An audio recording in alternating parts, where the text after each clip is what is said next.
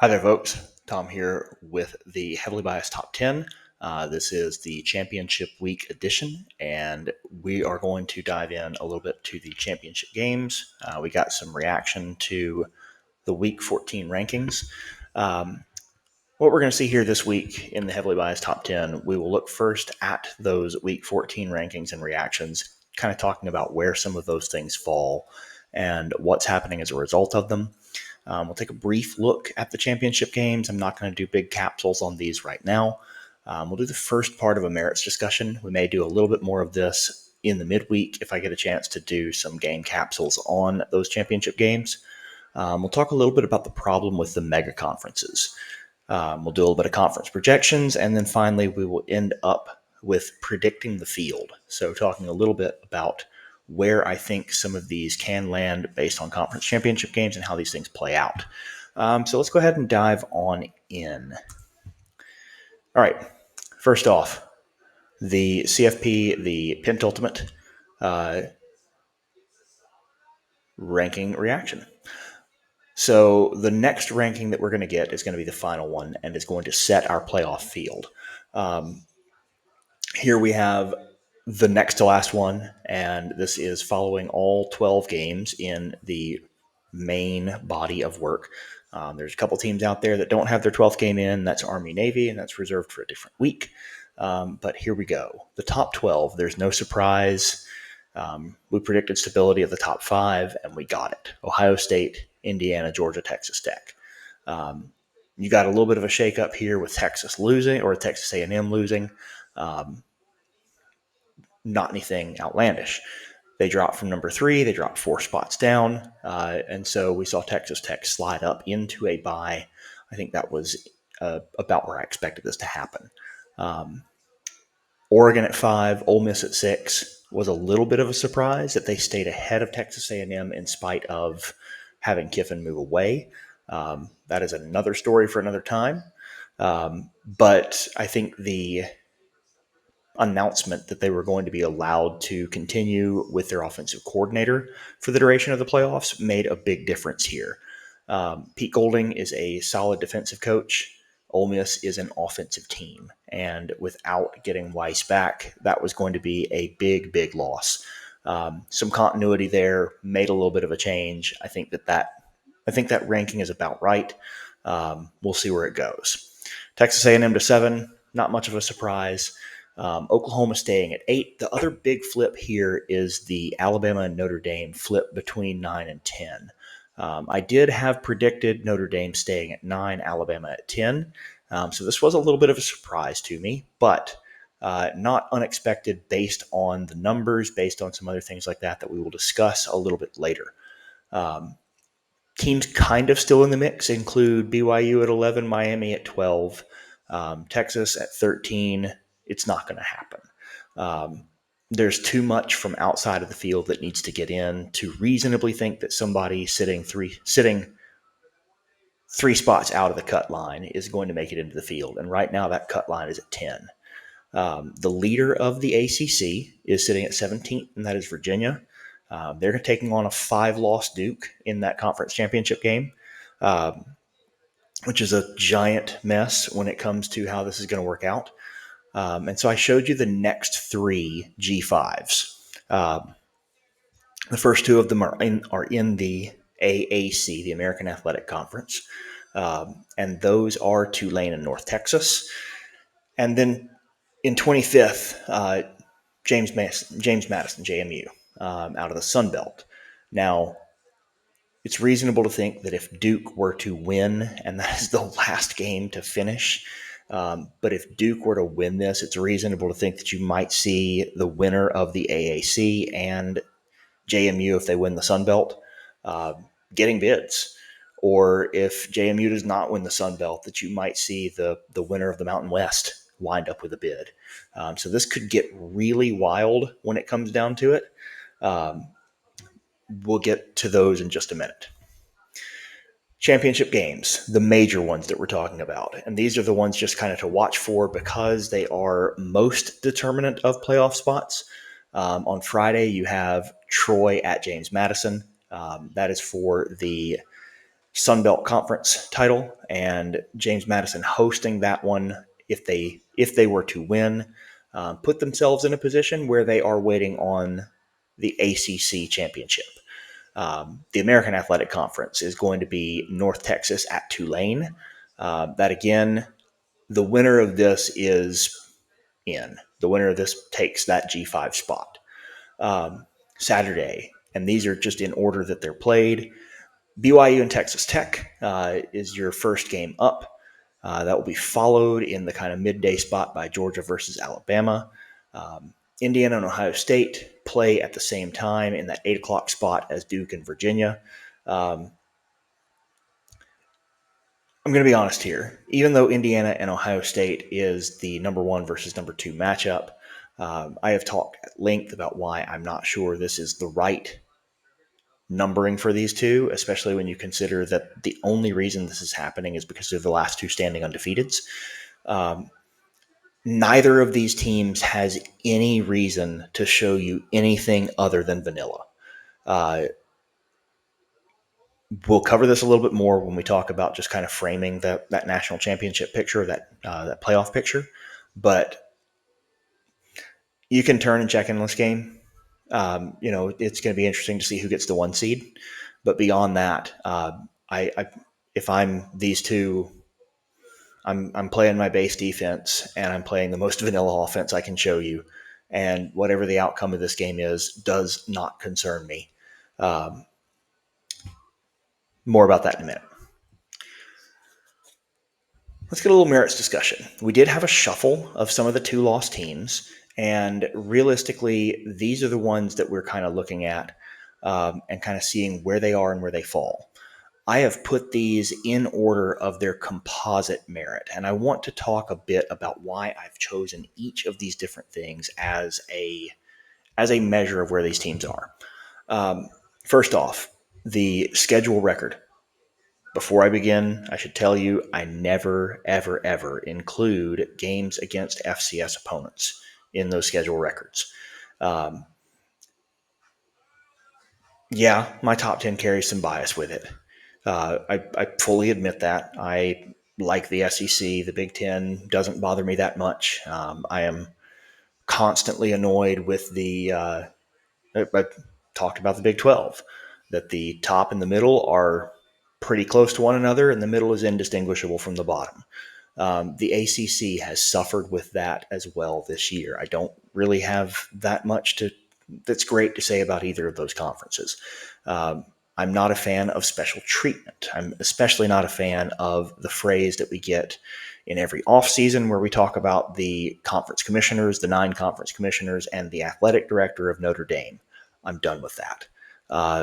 That needs to be a conference issue.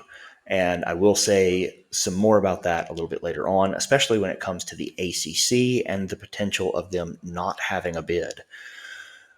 These are the 2 lost teams.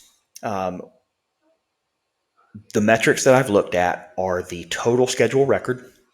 So, what is the schedule that you played?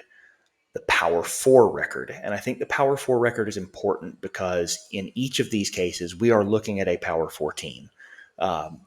All of the teams that are outside of the Power 4 that have the opportunity to make the playoff field are doing so because they are guaranteed an automatic spot. And that said, that means that they are not subject to how this works. As a result, the best way that you can really tell how these teams did is to tell how they did in their Power 4 games. Let's be real here. You could probably put one of the better G5 schools, Tulane, North Texas, JMU, JMU especially. You could put JMU against the schedule that South Carolina had.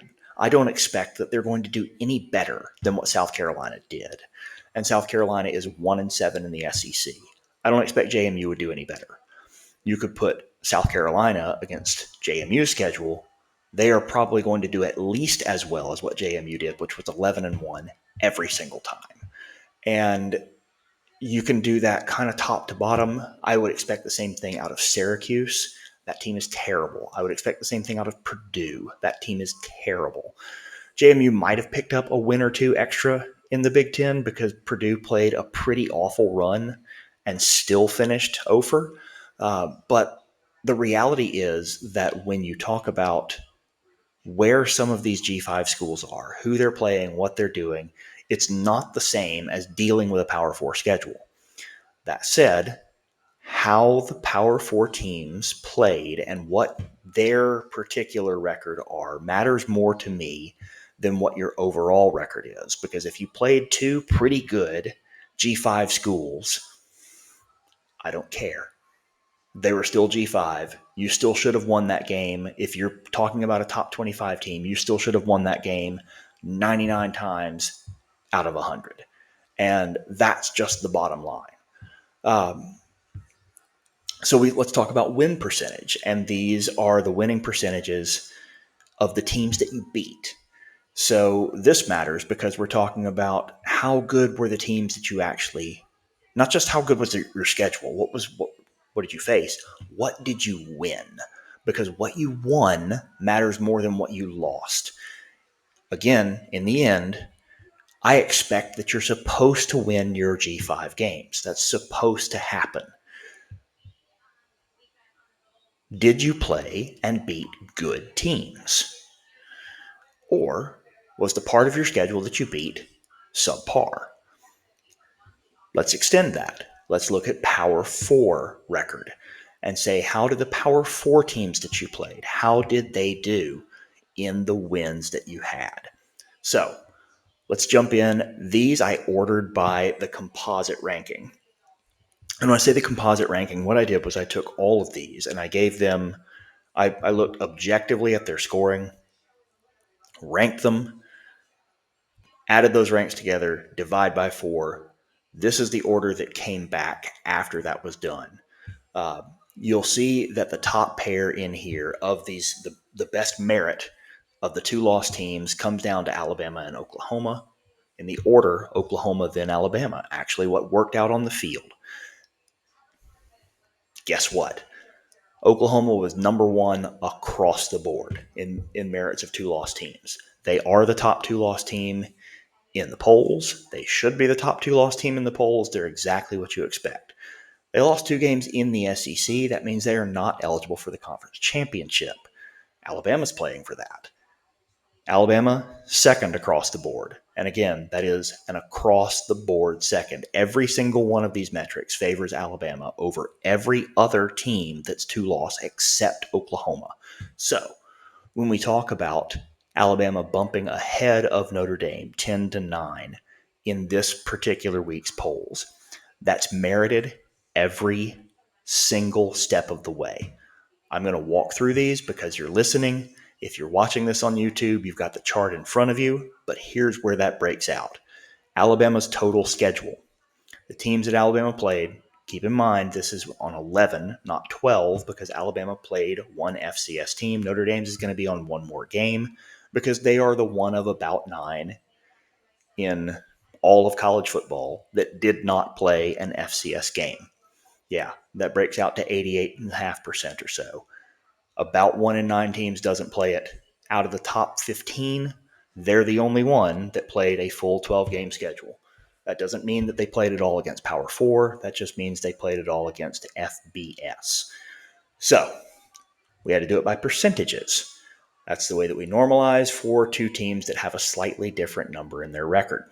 In spite of that, the total schedule, Alabama's 11 FBS teams won 75 games. They lost 57. Notre Dame's 12 FBS teams won 75 games, but they lost 68. So when we look at percentage, that is a 568 percentage winning percentage for Alabama's total schedule. That is a 524 for Notre Dame's total schedule. That's not too far of a gap. Notre Dame actually finished third in that metric. Here's the thing. That falls apart very, very quickly for Notre Dame because their 2 losses came to the 2 best teams on their schedule by far. So when we start to look at things like their Power 4 record is not as good. A couple of the teams that they played, Boise State and Navy, wound up playing playing very good football in G4, or sorry, in G5. Um, as a result, here's a couple of teams with 8+ wins, and really giving Notre Dame a little bit more of a bump. Alabama's total schedule, their total P4 schedule, was right at 600. That's 72-48. Notre Dame's total P4 schedule is 483. They are 58-62. All right. So Alabama's schedule, 24 games above 500. Notre Dame's schedule, 4 games below. Now we really start to separate these two. How'd they do against teams that they beat? The teams that Alabama beat were 60-48. The teams that Notre Dame beat were 54-65. Alabama's percentage 556, Notre Dame's 454. These two start to separate even more when we look at the Power 4 teams. Alabama 594, 57-39. The Power 4 teams that they beat are 18 games above 500. Notre Dame flips that the other direction. The teams that they beat in Power 4 are 37-59. A 385 winning percentage for their Power 4 defeated opponents is the worst among all of the 2-loss teams in consideration. Okay? So when we rank that through, that's a 7 on that list. And it is not good because it drops them down all the way to the 5th spot in this list behind Vanderbilt. Now, I agree with the committee's decision to have Texas ahead of Vandy, a 9-3 team ahead of one of the 10-2s because they beat them on the field. I would contend Notre Dame belongs behind Vandy. We saw it on the field. It falls out in the metrics. Some of them go back and forth. Who played a better schedule? Who won more of their Power 4 games? That's up for debate. Is Vandy a better team than Notre Dame? I don't think so. Does Vandy have better metrics than Notre Dame? Yes, they do. Will that be a fun bowl game to see these two play each other? Sure. That's an interesting one. Let's let that happen because I don't want to see either of these two in the playoff field. Not because they don't deserve it, not because their record didn't deserve it, but because neither of them should make it by metric. Utah, rightfully out. They got pushed out based on what was there. Virginia, the potential ACC champion and number 17 in the poll, dead last across the board with the exception of Power 4 winning percentage. Well, not quite dead last, but the entire thing, they are at the bottom. And what you wound up with, here's the right ordering for your 2-loss teams. However they wind up falling in those polls, the right ordering as they sit, 2 losses into the year, not including data points of conference championships, is Oklahoma, Alabama, Miami, Vanderbilt, Notre Dame, Utah, Virginia. With some argument to be made that Texas belongs above Vanderbilt and that definitely Miami belongs above Notre Dame. Sorry about that. Let's talk a little bit about the problem with mega conferences. And here I'm going to try and avoid the idea of just scheduling and logistics and travel, because I've discussed on previous occasions the problem with getting from Eugene, Oregon to play a game at Rutgers. And especially if we're talking about doing that with a noon start on the East Coast, or coming back the other direction and getting from New Jersey out to play in Washington and playing a game that starts at 7:30 local time. Not a good plan. Logistics aside, there's a big problem with huge conferences. A few years ago, what is now the Big 12, the 16-team conference that is now the Big 12, had a little bit of an issue. They lost a couple of teams, and that loss put them below the 12-team threshold that allowed you to play a conference championship game at the time. And that was a big deal because that was major conference, and that was a major conference that now could not play a conference championship game. Um, Big money loser, huge problem. Had to choose basically who won their conference championship. Did it poorly. Chose that BYU and no, sorry, not BYU, that Baylor and who was it that year? TCU, who played a game head to head. Yeah, those two are tied, co-champions. Bad plan.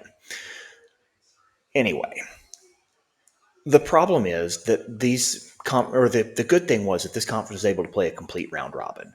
Um, 10 teams in the conference, you played 9 games. You saw on the field how each of these teams stacked up against each of the others, and you got a complete reference point all the way down. Um, you know, teams in the middle of that conference knew they were in the middle of that conference because the teams that were at the top usually beat them. And the teams that were at the bottom knew they were at the bottom because they lost just about every game to those teams at the top. Uh, Now, of course, it was the Big 12, and so you did have some chaos in there, and you had some other things like that that went on, but you played every single one of those conferences, or every single one of those conference games. Right now, current size of the Power Four, Big 10 has 18. The ACC has 17. The SEC and the Big 12 have 16 teams apiece. This year, the SEC and the ACC played 8 conference game schedules, which is the thing they've been doing for a long, long time. The Big 10 and the Big 12 played 9-game conference schedules. Again, something they've been doing for a long time. A conference is always 500 against itself, which means that if you are in the middle of the pack or if you have a schedule that is on average a fair schedule, you should wind up with a schedule that's about 500.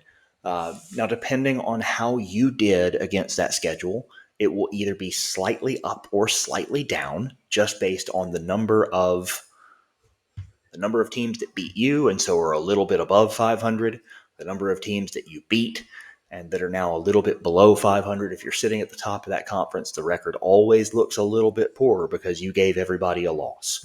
That said, in an 18-team league, there is not the game space, even with 9 conference games, for you to play all the way through it. Even if you played all 12 against conference games, you're not going to play all the way through it. You're still going to miss playing 5 teams if you played the entire playoff against the Big Ten. So it just doesn't work out to say that you're going to have a true sampling all the way across and have an even sampling all the way across every single time. Schedules are set too far in advance. We don't know exactly what teams are. We shuffle things. We move rivalries. We do some things to accommodate having Michigan play Ohio State every year. And that makes good sense because that's good television. And, that's the only way that some people are going to really, that's the only game that some people care about. Is that big rivalry game. However, the problem comes in when we start to talk about how fair are the schedules and how tight is the path for one team or another to get through it. Why I've said for a long time that I'm not a fan of Indiana's ranking and why I don't believe that they deserve the number 2 spot is their path through the Big Ten went 29-52. They lost 9 of those games to Indiana. Still, this is terrible. So 29-52 path. Even if you remove the 9 games, that's what, 29-43? Still 14 games under 500. As it sits, that's a 358 mark. That is a statistically significant step away from a neutral path. Indiana got a much easier path, and I mean a much easier path than the average team going through the Big Ten. Ohio State's was not much better. They were still in the 300s as far as their path through the Big Ten went, and that's including finishing off with Michigan. These two teams played only exactly one game against a team with a winning record since October 11th. And that's a huge problem. Yeah, it means their schedules were a little bit more front-loaded. Yes, Penn State wound up with a 6-6 record, and so at 500, They both played them during that time, but Penn State's record has been below 500 for the majority of the season. It's a mess. And it's a mess that there's not a great fix to because we are so worried about these giant footprint conferences. The reality is that having a TV audience and having a TV audience that watches your conference play all day is how you get ad revenue and it's how you get money. And I understand that side of the business. However, the question becomes, does it create the best product that you can put on the field? And I think the answer to that is no. Duke winds up in the ACC championship game because they played the closest thing to a fair schedule out of any of the 5 teams that went 6-2. That means that Miami is sitting in a position where they're likely to be left out, not where they are left out of the conference championship game. Where Georgia Tech, who started off 8-0, who started off 8-0, is left out of the conference championship game. That means that SMU lost the last week. They had the opportunity to make it. They didn't. They dropped that thing. Pitt, same thing. Lost to Miami in the back week. Okay, those make sense to be left out of that game. Duke is 7-5. Having them in only makes sense because you wound up using pure metric. And when you use pure metric, they were the closest thing to a neutral schedule, and everybody else was under. Because that conference is so big that they play only half the teams that are in it. And so if you played statistically more of the bottom half, your scheduling and your difficulty kind of sucks. And if you played statistically a little bit closer to the top half, then hey, guess what? Your chances of making the ACC championship game in a multi-team tie shot way up. You've got to win those games, but good grief, it's not close. The SEC is moving to a 9-game conference schedule next year. I think that that's a wise thing to do for them. But in the end, is it? Because what we've seen so far with rankings is that what matters is the thing to the right of the dash. Way, way more than who you played. Because by merit, Indiana doesn't deserve one of these spots at the top of this board. They deserve to be somewhere in the middle of that pack, probably hosting a game, but not on a bye. Current conference projections. We're going to do these, and then I'm going to walk my way through a little bit of what I expect the playoff field to be and kind of talk about why some of these numbers are where they are. I've got the SEC in at 4.6. I've got the Big Ten locked at 3. They're not going up. They're not going down. 3 is absolutely what they've got. The Big 12, I've got at 1.4. G5, I've got at 1.3. Notre Dame, I've got at 0.9. And the ACC at 0.8. To a degree, those are matched up to the likelihood of certain outcomes. Let's move back and forth between these just a little bit. Predicting the field, and we'll talk about why some of these numbers are where they are. The number 1 team is going to be the winner of the Big Ten. Be that Ohio State or Indiana, it does not matter. I expect an extremely vanilla game between those two. I expect that neither of them have any indication, reason, or desire to put more on tape than they need to. I expect a lot of base defense, not a lot of blitz, and a whole lot of just kind of going through the motions of a conference championship game because neither of them have anything to gain by winning. They're still going to be on a bye. They're just going to be in the number 1 spot. And yeah, you remain as the undefeated team. There's not much to lose either. The reality is that with Oregon sitting in the 5 spot, either of these are going to wind up locked ahead of a Big Ten team that did not play. And so the likelihood that they could drop out of a bye is a near impossibility. The likelihood that Oregon could move into one, I don't think is very high either, but I do think that Oregon sets the floor for where the Big Ten conference championship game loser is. And that means neither of these teams are moving off of a bye. I also don't think that they're going to be shuffled so far that they are in a semifinal matchup against one another. So again, it does not seem like you're going to have the Big Ten runner-up fall further than third. Uh, Oregon is locked in. Nobody else in the Big Ten is coming in, but that sets the tone for where all three of these are. Winner of the Big Ten, 1. Runner-up of the Big Ten, probably in the 2 or 3 spot, depending on the outcomes of the other games. Oregon at 5. Really small chance that they might move up, and that would depend on a lot of things going their way. Their ceiling is 4. So what about the number 2 spot? Um, if Georgia wins the SEC championship, I think they move up ahead of whoever it is that loses the Big Ten championship.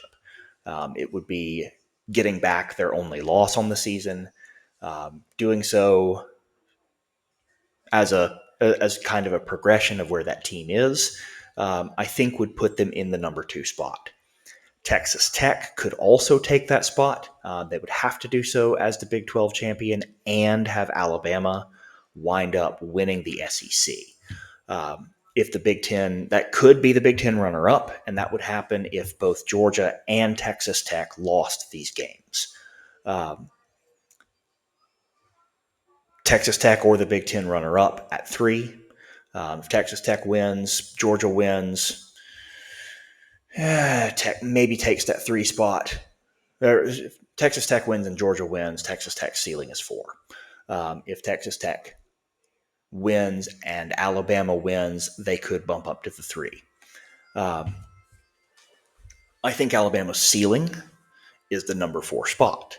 If they beat Georgia a second time, essentially on the road, because let's be very real here, Atlanta and Athens, a very short trip from one another. Georgia played in this same stadium last week against Georgia Tech. It was a Georgia Tech home game in absolutely no ways.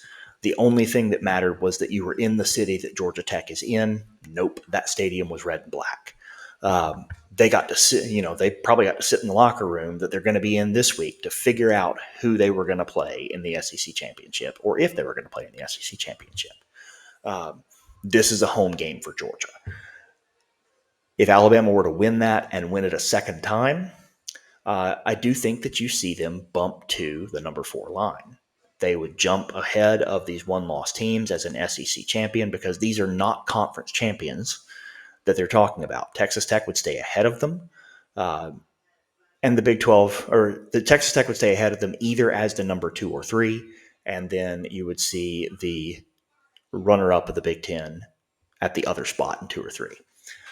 Oregon, as I said, sets the floor for where the Big 10 can be. Ole Miss locked in at about the 6th spot. I don't think that they move up. Texas A&M, Oklahoma, I think are locked at the spots that they're in. I have Alabama listed at the number 9 spot because very much like last year with SMU, I don't think that you see a major conference champion unless this is a blowout game. I don't think that you see the loser of a major conference championship game get punished for having a 13th data point. They got put on the schedule. This is not an optional game to go play the conference championship. If it was, nobody would play it. Nobody that's locked into a spot would do it because right now they would risk a spot in the playoff to play in the conference championship. Not going to happen. That means that the outcome of Texas Tech and BYU is going to determine Texas Tech and BYU is going to determine whether or not Miami and Notre Dame are next to one another in the final rankings. If they are, I think you have to use the game between them as the determining factor. So I have Miami on the 10 line right now, which would mean Notre Dame is out of the playoff if that happens. Preliminary, Virginia, because Virginia is slightly a favorite over Duke to win the ACC championship. And if that happens, they come in at the number 11. Should Duke win, then I think the ACC doesn't get a spot unless that spot belongs to Miami. Uh, the last couple that I've got on here, the 11 spot, if Duke wins, belongs to the Tulane versus North Texas winner. Again, if Duke wins the ACC, then probably James Madison in at number 12. If Troy wins that game, then you've got just absolute chaos, because it's a matter of, do you kind of promote Duke somehow to that line, or do you take the winner of the Mountain West, which is going to involve unranked teams. So there we are. That's kind of our prediction for the field and where we expect things to happen, and kind of where I expect the floors and ceilings of some of these things to be set. We'll see how it plays out as Conference Championship Week approaches. Good luck if you're playing, and if you're not, well, good luck next year. So we will see you guys a little bit later on this week to talk more about conference championships and do some rapid react to get a little bit of things before we get Selection Sunday. Thanks for being around for the 2025 season. We got a few more shows left before this thing completely wraps up, but very happy to be headed towards Conference Championship Week and to see where things go. Take care.